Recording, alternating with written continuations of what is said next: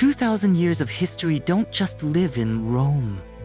They breathe, argue, and spill onto the streets. This is a city built in layers, where an emperor's palace becomes a baker's cellar, and a chariot racetrack becomes a piazza. Let's peel back time. The empire's might echoed here.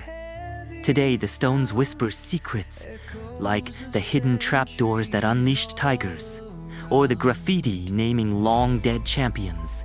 When empires fall, people adapt. Marble becomes mortar, temples become churches, and Rome becomes a Parinpushisuto of survival.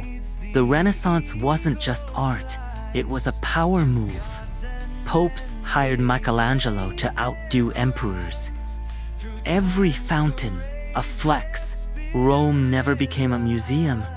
It's a living argument between tradition and change, sacred and profane.